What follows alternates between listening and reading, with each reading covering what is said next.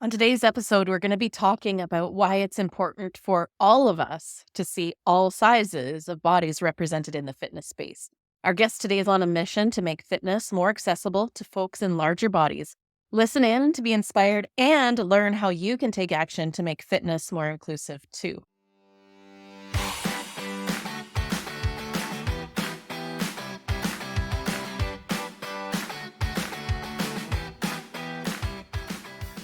Welcome back to the show. I can't wait to introduce you to today's guest. I met her, or actually not really met her. I learned about her through a Facebook group that I'm part of called Pelotoners for Fat Liberation. I'm a Peloton subscriber, and someone recommended this group to me, which I actually highly recommend to any of you if you are a Peloton user and you're looking for a group that's body positive, size inclusive, and really embodies the same kind of values that I share here on the show. Anyway, a little while ago, our guest, Rachel, put up a post in this group about how she's launching a campaign to be the first fat Peloton bike instructor. And she was asking for group members to get behind and support her, which of course I was thrilled to do because I also believe we need more representation and inclusion in the fitness space. So I invited Rachel to come on to the show and share about her work and her campaign.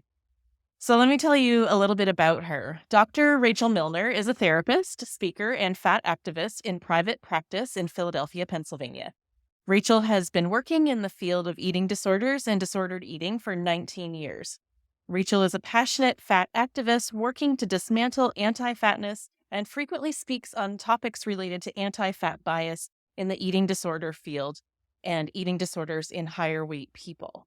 Rachel has been open about her own eating disorder history and the impact of anti-fat bias on her lived experience. Rachel has done a lot of work healing her relationship with movement and has found the Peloton to be a big part of that process.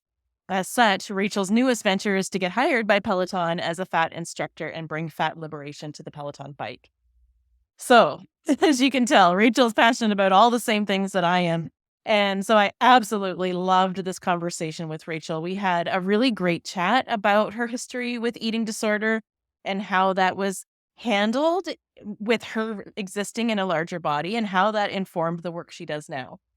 And also how her relationship with movement was affected and how Peloton played an important role in healing that. And then, of course, we spoke about her campaign to be a cycling instructor and what she plans to bring to the role, but also why it's so important that all body shapes and sizes are represented in the fitness industry and how being more inclusive actually improves fitness outcomes for everybody. So I know you're going to love this interview. And if you do, please, please, I am asking you to take action.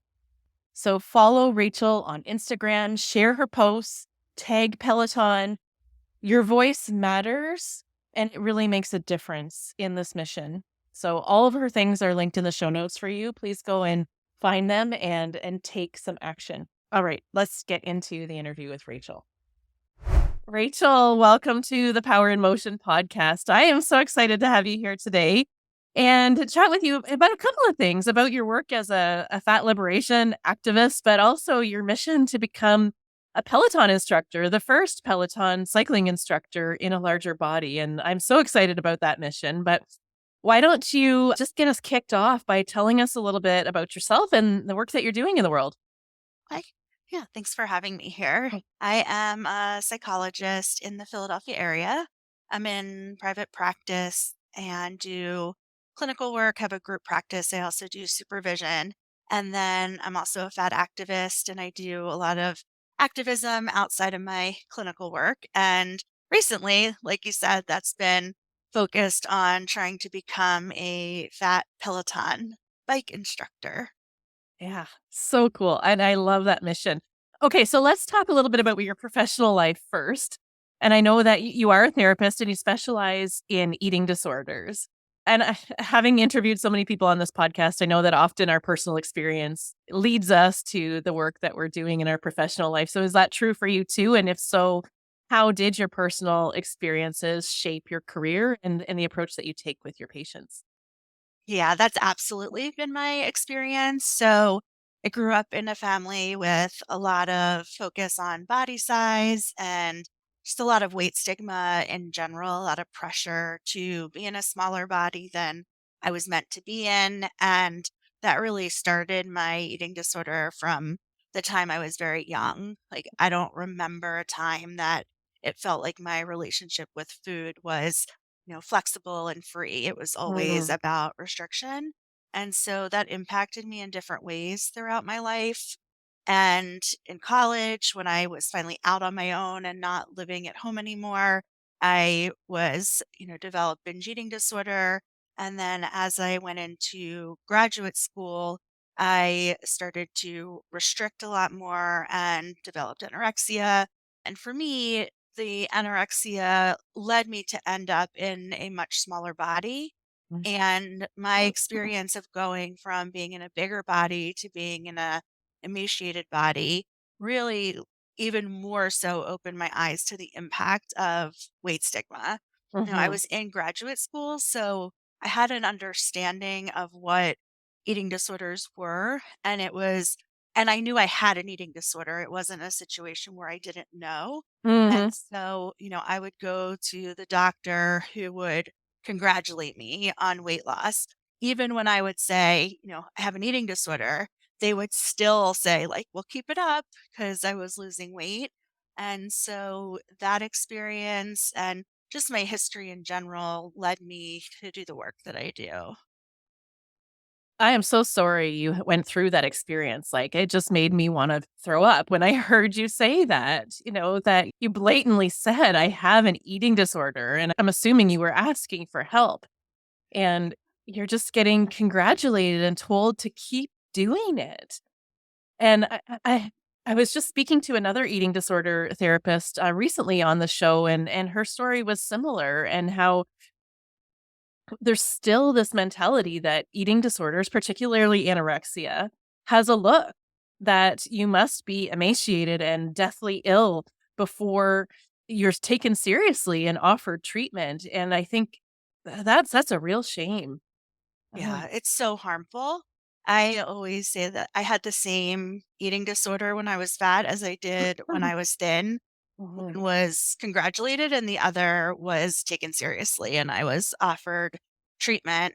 And we know that people in higher weight bodies with anorexia end up being more medically compromised and struggling with their eating disorder longer because of the anti-fat bias. mhm, mhm.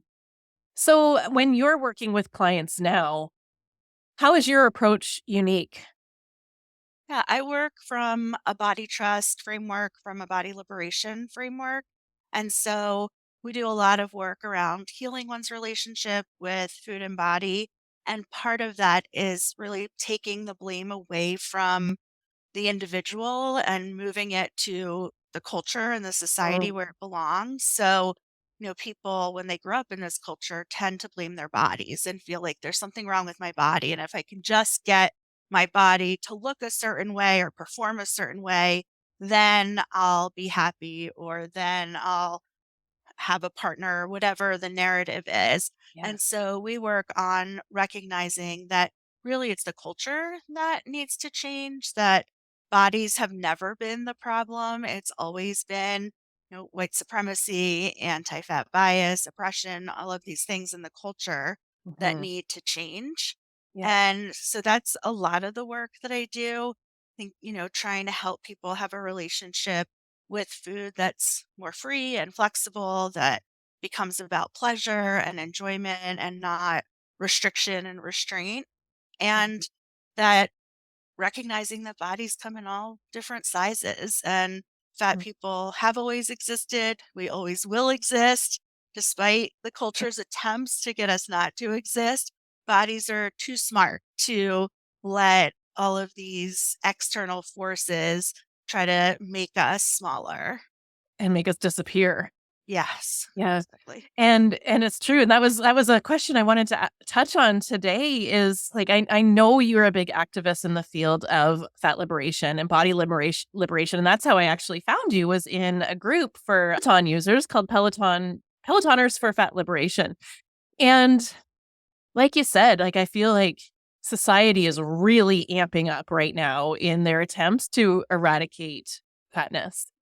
And like it almost feels as though the health at every size movement, which there's abundant evidence to support, and body liberation are really taking a backslide at the moment. And I'd love to hear your thoughts about that.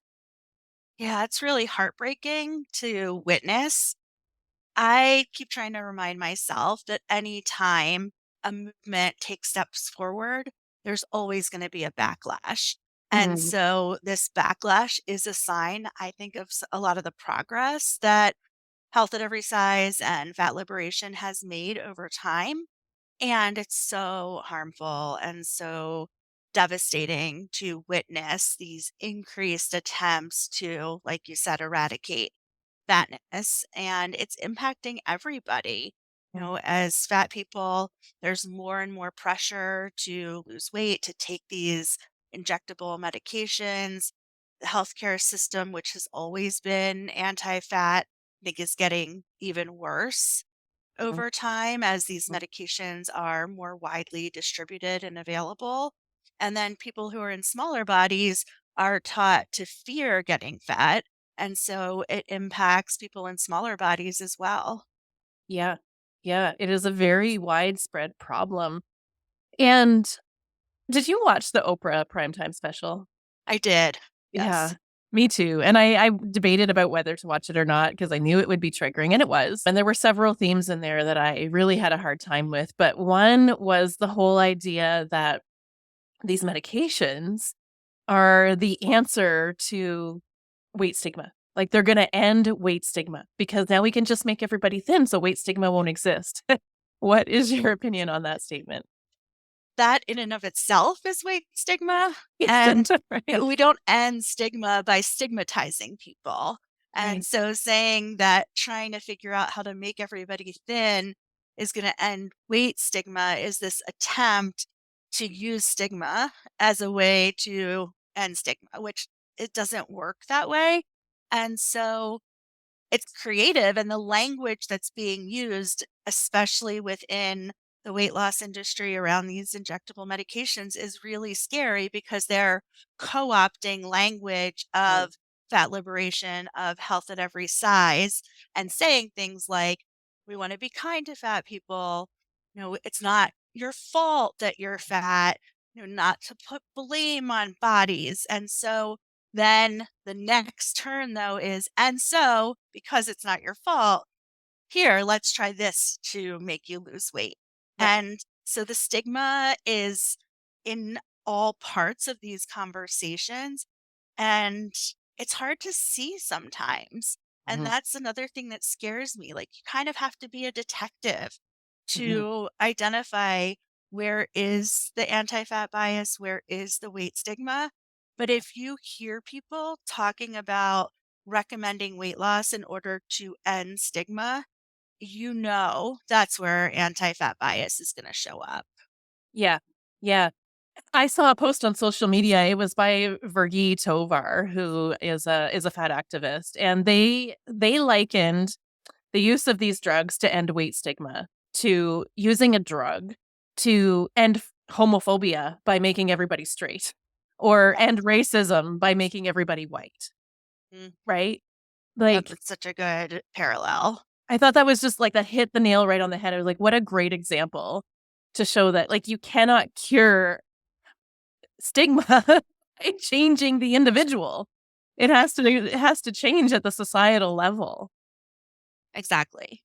And so I know this is a really deep question, but like, why do you think we as a society are so fat phobic? What is the issue That's or such the a issues? important question, and one that we could talk about for hours. I think that certainly there's the racist roots of weight stigma, you know, especially with the BMI and how clearly that is rooted in white supremacy. Can you give us a bit more detail on that? Because I'm not sure our listeners would have all that background.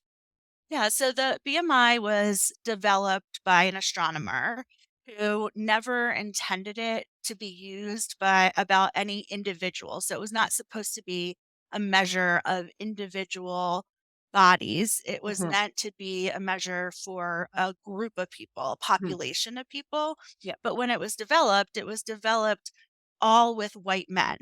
So the Mhm. BMI was set up by this idea that here's what white men's bodies, what size they are, this calculation, and anybody who deviates from that is seen as a problem, is told that their body is a disease in some way.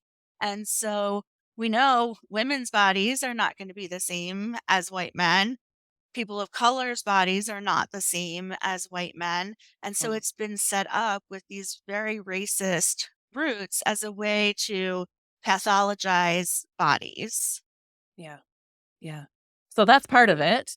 And then what else? What else is, like, contributing to our societal fat phobia?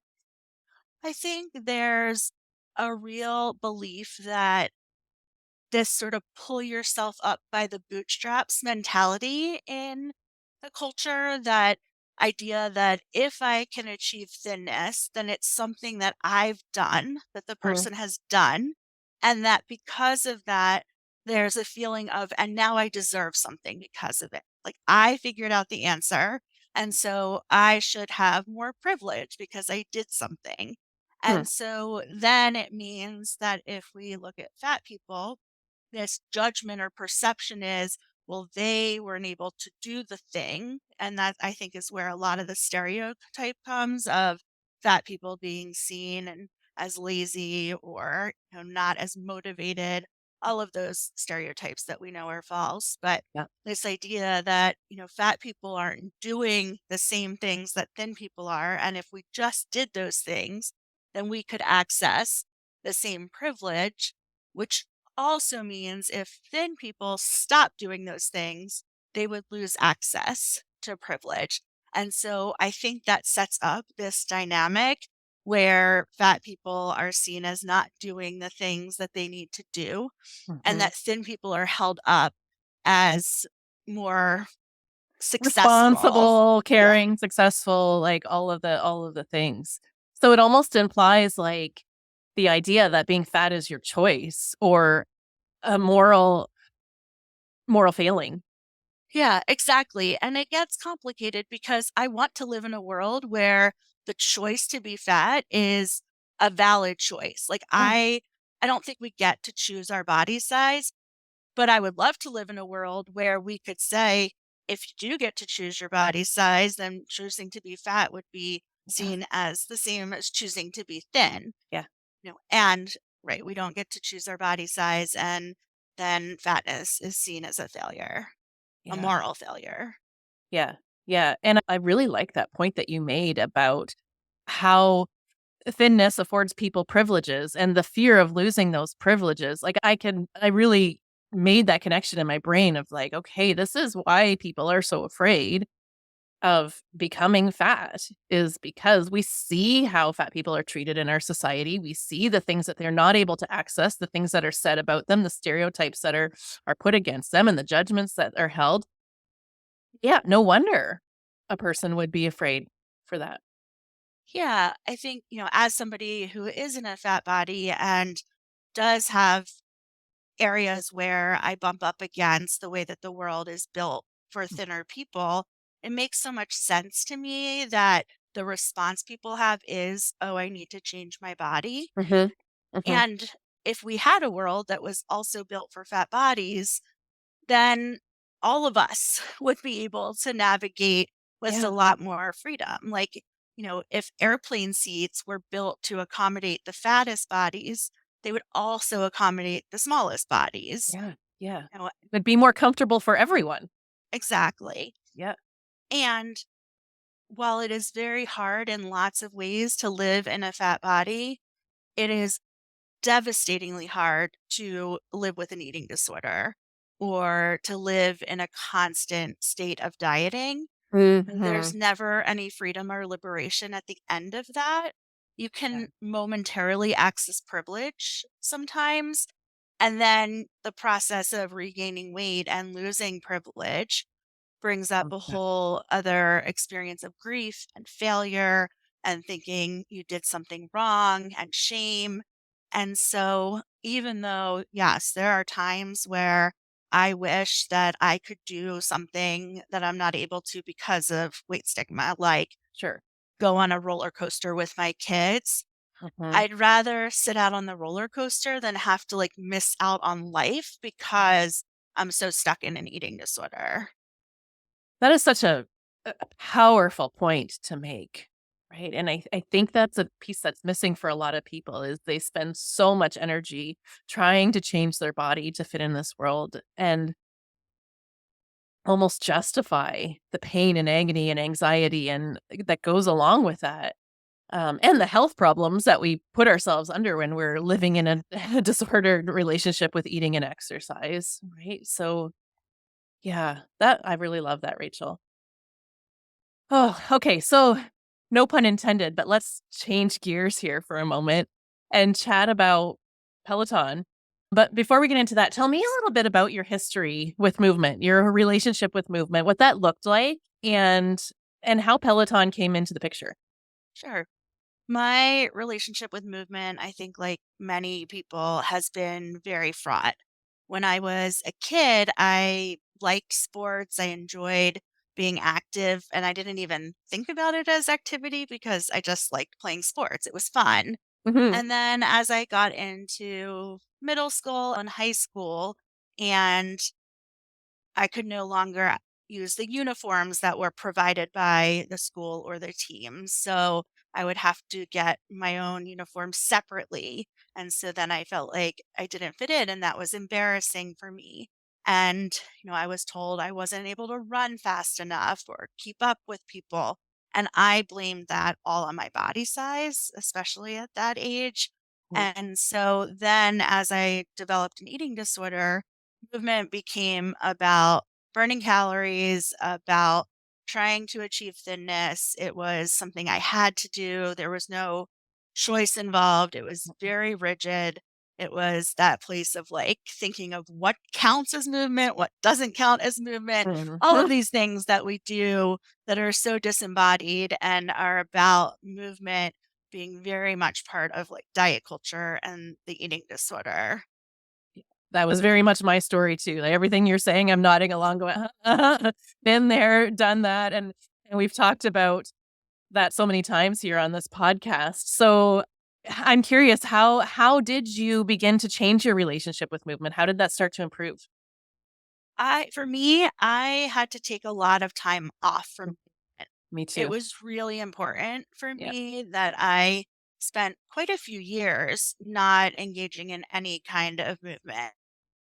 I needed to separate my existence from this belief that the amount of movement I did somehow increased my worth or value or was going to control my body size. Mhm, And so when I took that long break and eventually started to feel like maybe I can experiment with movement again, I mhm, learned in that process that I had to be really intentional about not returning to the type of movement that was a big part of my eating disorder.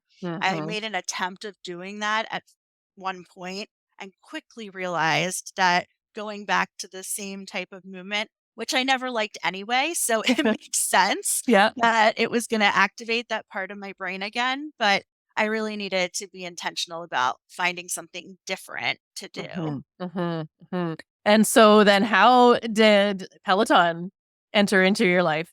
Yeah, so the pandemic started, and before that, I had been going to this gym that was okay. I mean, I was finding things to do that I enjoyed a little bit, but it wasn't ideal. But then, COVID started and I bought a Peloton. I had a couple friends and a couple friends in bigger bodies who told me they had bought one. And I thought, I'll try it. I fully expected to hate it, Mhm, honestly. I had never enjoyed bike riding as a kid. Like, I wasn't a kid who was off on my bicycle all the time. I had never mhm. gotten into like spin classes as an adult. So, I was like, "I don't think I'm gonna love this," but I ended up loving it. I ended up having a lot of fun with it. The being able to choose the type of music, Yes. being able to choose the instructors, and what their kind of vibe has been has been very fun for me. Yeah. And I remember, the first time I put the shoes on being like, I don't even know what to do with these Right? shoes. I figured out how to clip into the bike. I couldn't figure out how to get off the bike. I thought I was going to like need somebody to come rescue me because I could not figure it out. But like over time I did, and it's been really fun. Yeah, I have to agree. I now have a Peloton bike myself, and same, I love it. Now, I used to teach spin classes at a YMCA back in the day, and it was my favorite class to teach it. Like you, I never thought I would love it. Like I wasn't a kid who did a lot of biking either, but when I worked at the Y, they make you get certified in all the things, so I did. And I was like, "This is fun." I love being able to choose music and turn it up really loud and like just sweat it out. That the time goes by so fast, I find for me. Mhm. So, yeah, when I stopped working there, I was like, "Well, I kinda wanna fill that hole in my life." So that's how Peloton entered in for me too. Um, and I have to say, like, I taken part in lots of different fitness classes over my life. I've taught fitness classes, of course, and I've seen a lot of crappy messaging in fitness classes, a lot of weight stigma, a lot of no pain, no gain, burn this, tone that nonsense. And of all of the online apps that I've looked at, I feel like Peloton is doing a better job than most. I'm not sure if you agree, but I'd love to hear what you see as a Peloton user. What do you think they're doing right? Yeah, I totally agree. It's very clear to me that they have offered some guidance to their instructors about how they talk about bodies, about not talking about movement around like burning calories or like you said, the like no pain, no gain thing. So I think I rarely hear diet talk in their classes. I rarely hear any focus on like calories or anything like that. So I do think they're doing a lot right. Mhm, mhm. And then from your perspective as a fat activist, are you seeing anything that they could do better in terms of inclusion or weight neutrality? Yeah. I mean, I think not having any fat instructors is a big issue. Not just that we need representation in body size, but I think the people who are instructors now, all of them being in smaller bodies, there are things that they just don't know. So Yeah. when they're explaining how to position on the bike, what they describe does not work for fatter bodies. Mhm, Like mhm. I have to modify the way that my body is placed on the bike, what my body does in order to be comfortable. And they don't know that because they're not in fat bodies. Exactly. And so they're not able, when they describe different ways to do things, to offer. And if you're in a larger body, here's something you could do to be more comfortable. I Mhm, think there mhm, are still some other subtle ways that diet culture does show up in their classes. I mhm. think sometimes, depending on the class length, there's this message of like, we only have X amount of time together, so we have to make the best of it. And giving this like insinuation that it's not as much time as would be ideal. Mhm, Or mhm. there's messages about like pushing yourself harder than maybe somebody would feel comfortable Yeah. pushing themselves.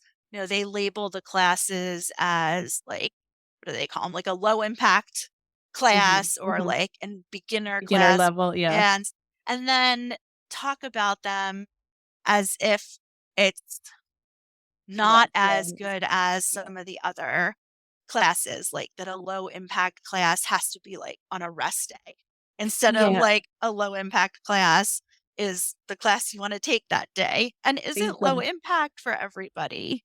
Well, that's just it, and that was one thing that I thought could really use some improvement is especially their so-called beginner level classes.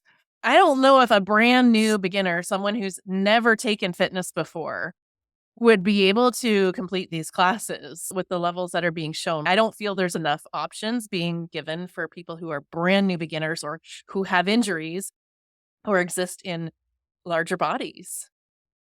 I absolutely would not have been able to do any of the classes when I was first starting out.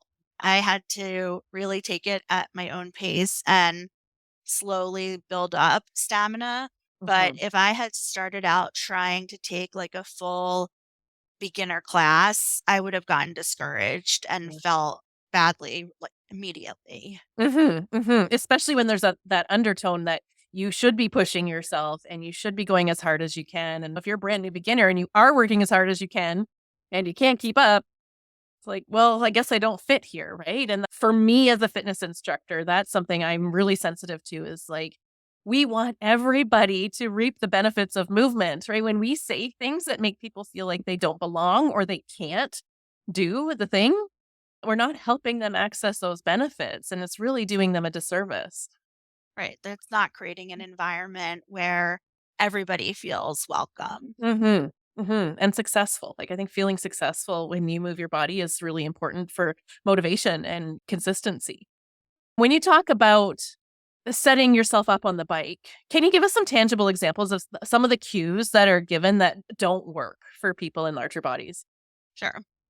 I think the first thing I think about is they always give the cue to like move back on the bike so that your bottom is at the widest part of the seat.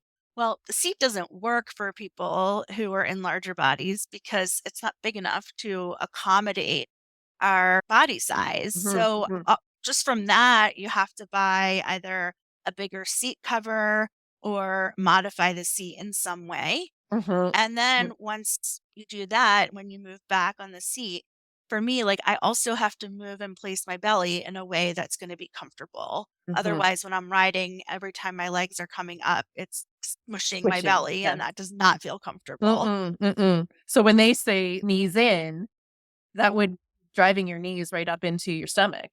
Exactly. And so when they say knees in, that would be driving my knees into my stomach. And I can't push my knees in because my thighs are there. And so there's no way for my knees to track forward. My knees Mhm, have to mhm, track outside a little bit. Otherwise, I'm trying to like squish my knees together, which is really squishing my thighs together, which is not sustainable. mhm. I only ever heard one body positive cue in a Peloton class so far, and it was from Christine, who's my favorite. I love taking Christine's She's cycling great. Yeah. classes. And I love how she always talks about the hot and cold club and like, yeah, I love everything that she's going with through with Yeah. perimenopause. I'm like, I feel seen and I feel valid. Yeah. Right, Totally. but she did offer that knees in cue the one time and said, "Recognizing that not everybody's body can do this, so do what makes you comfortable." And I was like, "Okay, that's a step. Like we're getting there, right? Yes. Yeah. Starting to say these things, but there's a long way to go." So, if you were a Peloton instructor, what would you bring to your classes and how would you do things differently to make things more accessible? Well, it would start from the very beginning of when people are getting on the bike, explaining what accommodations, ways to place their bodies that would work for them. Mhm. I also suggest that people cover up where it says calories or distance, whatever numbers you need covered up in Mhm. order to feel like you're not being triggered on the bike is important. I know that, the leaderboard, which I try to call the community board, because I think the leaderboard sets up this idea that if you're high on it. Competition. Yeah, exactly. But with the leaderboard on the side of the screen, it also then tells you if people have how many rides people have had, if they're like having a milestone, Mhm. or they show these streaks where it will say like people have rode like 10 days in a row or whatever. And I think that's really activating for a lot of people. So I suggest people put that off the screen or cover it up so that you're not being reminded of so and so has rode their bike X number of times or this many days in a row, which is not useful information for I have to people tell of. you, I was in a Peloton group, not yours, and somebody posted that they had 317 or something consecutive days on their bike and 1,000 and some rides. Oh And my gosh. I know, right? That's what I was like, "You've done, like, 3 to 5 rides a day for 317 days?" And, there was a whole comments thread, and yeah, she's like, "Yeah, I ride for 2 hours a day and blah, blah, blah." And I was like, "That's not something to celebrate," but there was, Oh, like, all kinds of positive feedback in her thing. Oh, dear that's goodness. so sad. Mm-mm. Anyway, I interrupted. Carry on. What else are you gonna do as an instructor?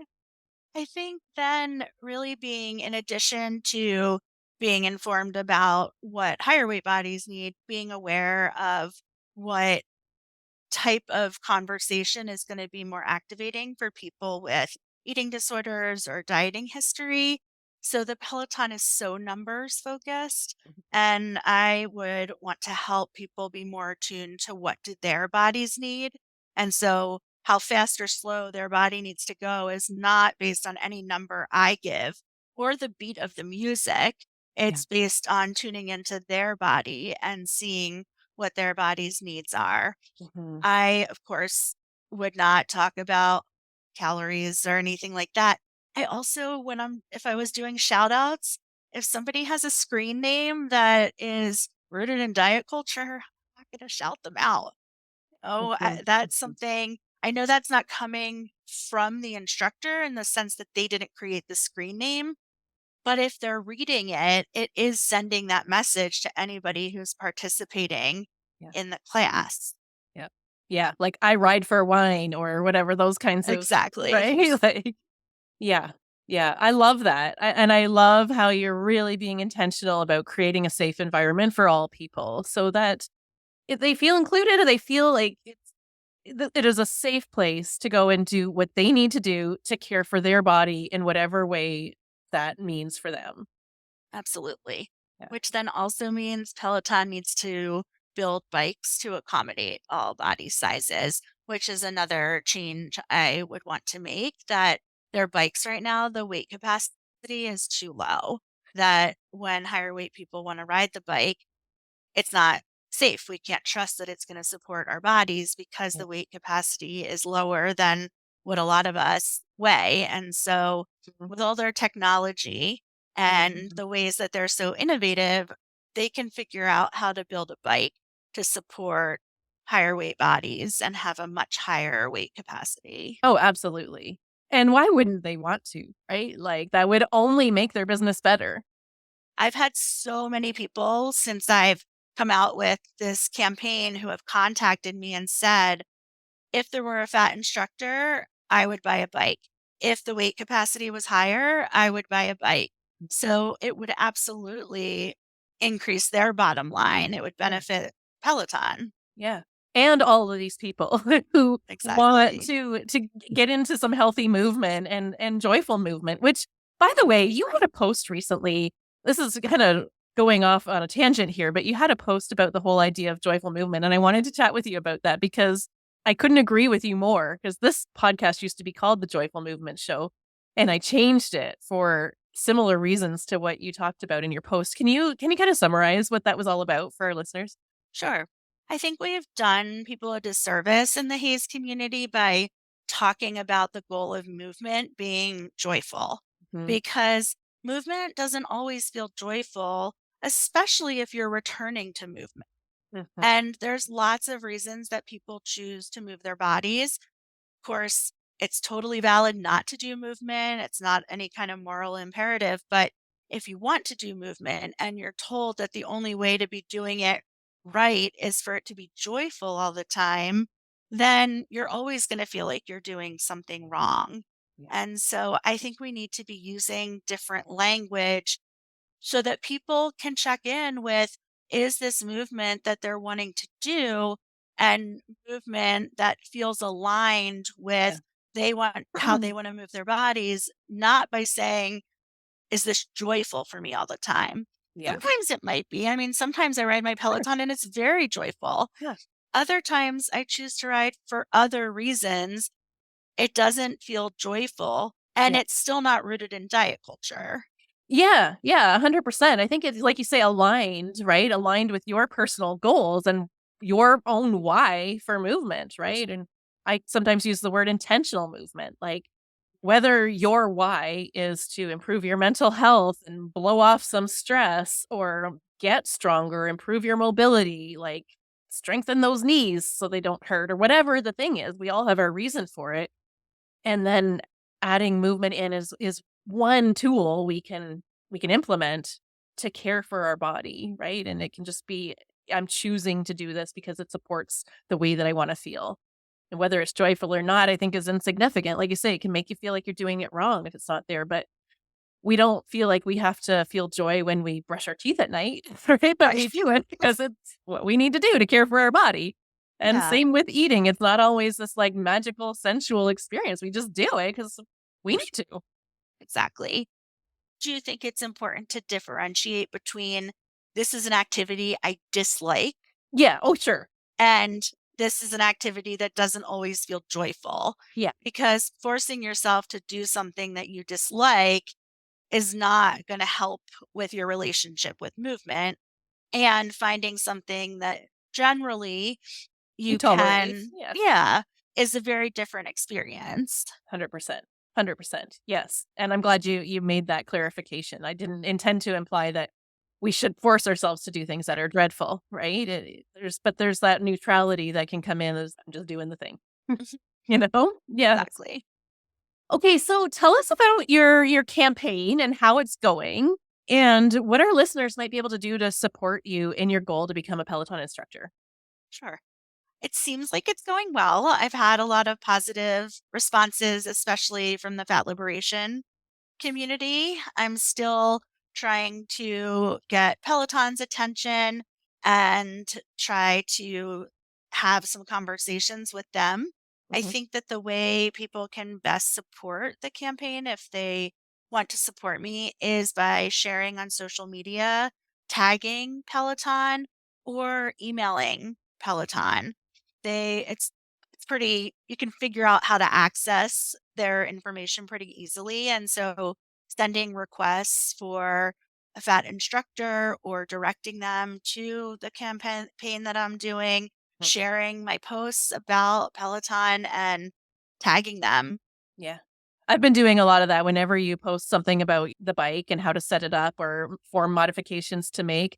I'll often share that to my stories and tag, and their handle is at one Peloton. So, you just, even that simple action goes a long way. But yeah, if you feel strongly about this, sending an email to Peloton, I'm sure would go a long way. Rachel, is there anything else that you want to add to the conversation today before we sign off? That's a good question. Um, Not off the top of my mind. I think we've covered a lot of topics in a fairly short period of time. I think so too. So And I really appreciate you taking the time to come and chat with us today and share your personal and professional experiences. And I really hope that our listeners will get behind your mission because I think it's a really, really important one. So, why don't you finish us off by just telling people where they can find you to follow along? thanks so much for having me on. And I really Oh, it's do my appreciate your support of my mission and my campaign. It's really nice to have support. So people can follow along with my Peloton mission and campaign on my Instagram, which is just at Dr. Rachel Milner. And if people want to know more about my therapy practice and are interested in either therapy or supervision, that information is on my website, which is just rachelmilnertherapy.com. fantastic. Well, thank you so much for taking the time to speak with us today. And I wish you the best success with your mission. Thank you so much for coming today. Thank you.